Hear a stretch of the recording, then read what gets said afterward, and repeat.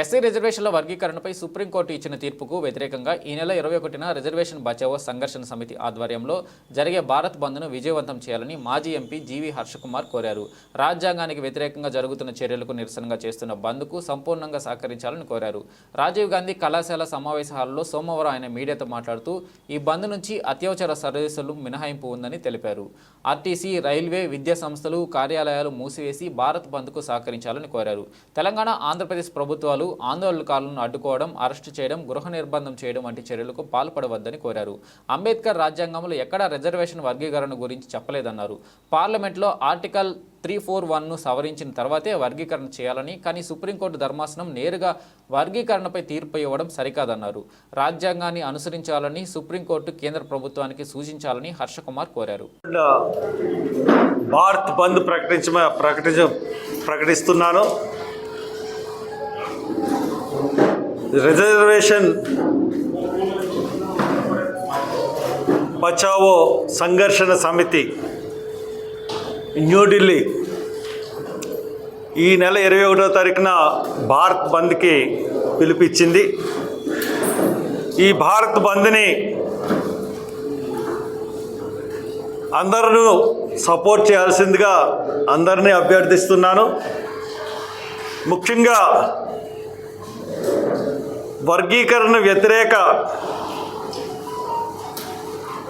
పోరాట సమితుల్ని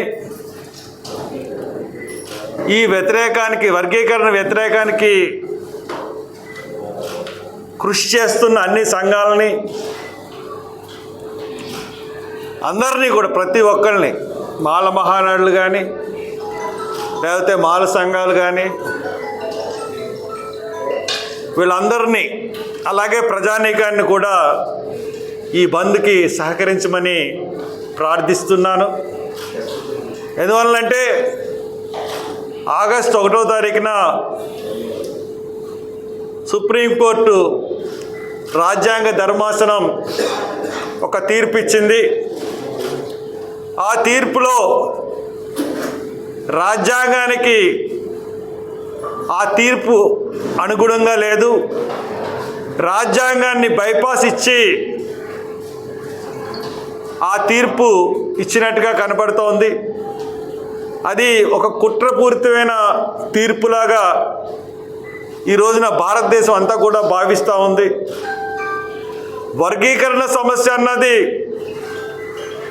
మిత్రులు చాలామంది సోదరులు, మాదిగ సోదరులు అందరూ కూడా ఇది ఆంధ్రప్రదేశ్కే సంబంధించింది, ఆంధ్రప్రదేశ్ లీడర్సే మాట్లాడుతున్నారు అని అనుకుంటున్నారు. ఇది ఆంధ్రప్రదేశ్ మాలలు ఇచ్చిన బంద్ కాదు. ఇది రిజర్వేషన్ సంఘర్షణ బచావో, రిజర్వేషన్ బచావో సంఘర్షణ సమితి ఆల్ ఇండియా లెవెల్లో ఇచ్చిన బంద్ ఇది.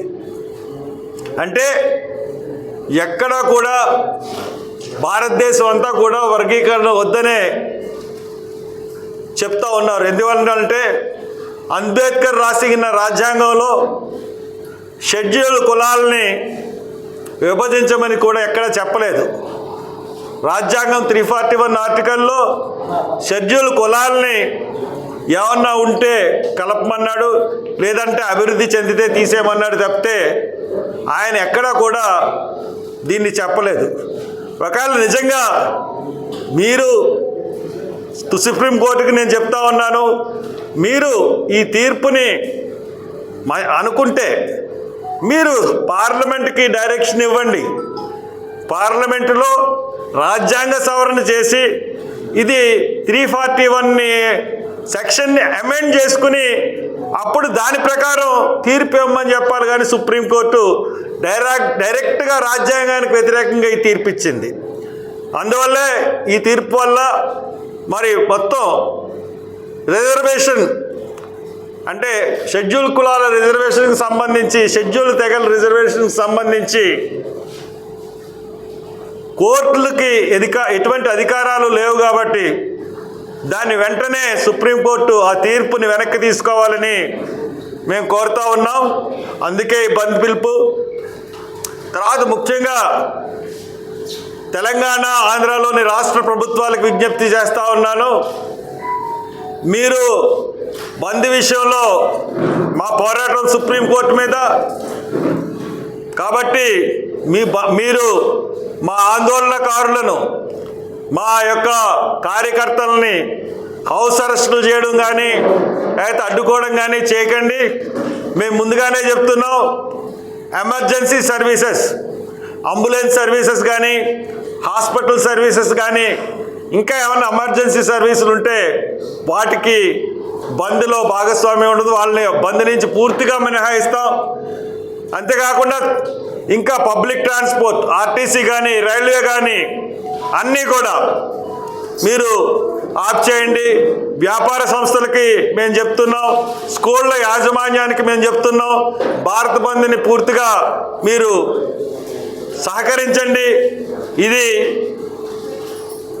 రాజ్యాంగానికి వ్యతిరేకంగా మేము తలపెట్టిన బంద్. ఇది రాజ్యాంగాన్ని అనుసరించమని, రాజ్యాంగానికి వ్యతిరేకంగా జరుగుతున్న చర్యలకి వ్యతిరేకంగా తలపెట్టిన బంద్ ఇది.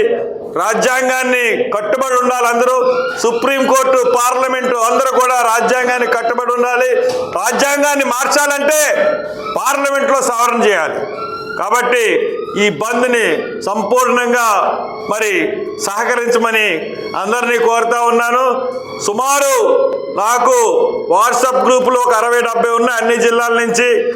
ఆ ప్రతి గ్రూపులోని సభ్యులు కూడా రోడ్ల మీదకి రండి, వాట్సాప్ను వదిలిపెట్టండి, రోడ్డు మీదకి వచ్చి మీరు ఆందోళన చేయండి. ఆందోళన చేసి ఎక్కడున్నా సరే మన బంద్ విజయవంతానికి ఎవరైనా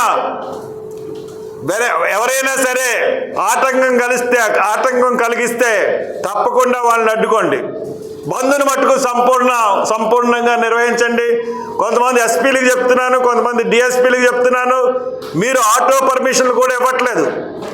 ఈ జిల్లాలో కానీ రాష్ట్రంలో కానీ బంద్ గురించి ఆటోలు పబ్లిక్ మైక్ పెట్టుకుని తిరుగుతామన్నా కానీ మీరు పర్మిషన్లు ఇవ్వట్లేదు. వాళ్ళందరికీ కూడా మరి ఏదన్నా అవాంఛనీయ